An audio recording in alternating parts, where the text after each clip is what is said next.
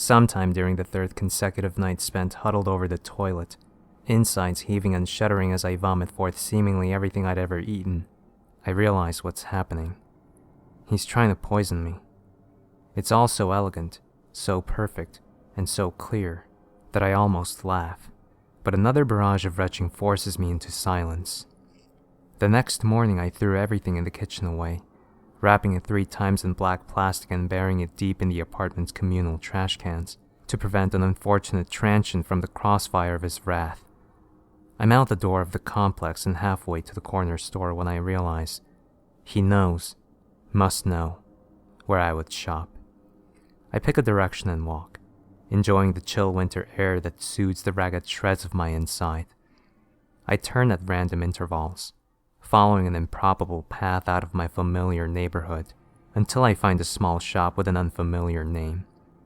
Once inside, I hurriedly fill a small plastic basket, brands that I never have eaten, strange tins of ethnic ingredients I don't recognize, foods that I never thought of buying. Soy milk, tofu. I can feel my stomach reborn in anticipation of an untainted meal. I prepare the meal in a fog of nervous anticipation, trying to focus on savoring the aromas and the grease-spitting sounds of the frying pan. It tastes clean, but then, so has every other meal before this. I try to tell myself that the mounting pain inside me is simple fear and anxiety, but before the stroke of midnight, I am again crouched in the dingy bathroom, surrendering the day's work into the porcelain mouth of the sewer. The next day, I pack up the remaining food and dispose of it with the same care. I eat out that day, layering debt onto the last of my credit cards at restaurants on the opposite side of town. He's more clever than I could ever imagine, and I'm awash in despair as I spend another sleepless night gagging and sobbing on the tile floor. I imagine the algorithm, the perfect predictive models at his disposal, brilliantly charting my every move across the city. Every time I thought I'd outwitted him, I was willingly walking into his web. I buy a candy bar from a vending machine in the theater and hold it close like a talisman. When I get home, I fill the bath a few inches deep with rust-colored water and hold a little plastic-wrapped bundle beneath the water and squeeze. I know that I'll see it, but it still breaks my heart when I do. A thin, almost invisible stream of bubbles picks out the point where a foreign object has pierced the protective layer. Through the haze of piercing hunger, I convince myself to try, just one bite, and to take the chances. It's a gamble that I do not win. In the small hours of the morning, as I press my fists into my empty protesting belly, I imagine the legion of his followers sliding silently through the restaurants and produce aisles of my life, slipping hypodermic needles into carefully selected packages of food. They are ruining and corrupting at his whim, surgical and efficient, before vanishing into the throng of the city at my approach. They'll always be one step ahead of me until I learn to think in new ways, to chart new cognitive pathways, and turn the game back upon him. So I tell myself, this is what I must do. The first day of my new life, I spend in the small living area of my apartment, organizing my thoughts with clean and sterile efficiency, and conserving what energy I can from my wasting body.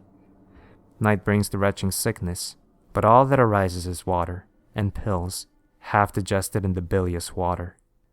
The pills, of course. Not for the first time.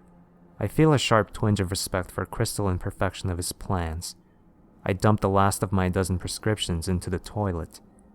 On my third day, I feel a clarity and a sense of purpose that shocks me in its intensity, and my will penetrates the starvation malaise. I must win, or I'll die. The rashes and sores in my cheeks are deeper, and I can feel the gentle sway of loose teeth in my desiccated mouth where I grind them in thought. He's winning, but not for long. There is still time. Water, I collect from the roof in small army of cheap hardware buckets. I know that somewhere in the Byzantine plumbing of the aged building, there must be one of his infernally clever devices, a tiny pump, squatting like a predator and pulsing its vile content into the water main. I'll have to give up bathing, a small sacrifice. The rainwater will keep me alive for a while longer, but I must find a way to eat. The answer comes to me in small unconnected puzzle pieces over the next few days, while gently working another loose molar from my bleeding gums. They suddenly snap together, and a warm smothering blanket of epiphany coats my aching frame. The clattering of the tooth into the sink basin is like the ringing of bells. Late in the evening, I begin another unconscious drive, drifting through the city on shaking and atrophied legs, knowing full well that he's watching. But this, my beautiful solution, is beyond even his reach. I choose the house at random, and then, in one final attempt to baffle the algorithm, turn around and choose another house across the little tree-lined street. I sift through the mail. It's a small sample size, but enough to confirm the most necessary of facts. A single occupant.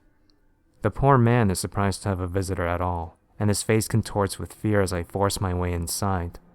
I'm flooded with guilt and regret as I push him to the floor and strike quickly with a crowbar I pull from the folds of my jacket. No. I must steel myself. This is his fault. He has brought us to this, and this poor man is just another of his victims. I make quick work of the meat, the muscle memories of summers spent hunting in the mountains flaring up with each quick cut. I allow myself a quick bite, a feast to my shrunken, withered stomach. The iron and mineral salt taste floods my head like a vapor, and I bawl in relief, like a child. When I have the meat packed tight into my rucksack, I light a single candle on the top floor of the little house and turn the gas range on high. I'm not yet home when I hear the low rumble in the distance. The pulsing lights of fire engines highlight the black cloud hanging in the sky. For the first time in more than a month, I sleep well, my body rapidly healing as pure, untainted nutrients penetrate my cells. I'm not yet well, but after a few more meals, I'll be ready, once more, to fight him. I know I can beat him now. I know the algorithm can only predict the actions of my past self, bound by the laws and morals of the old world. That world is dead. I am a free man.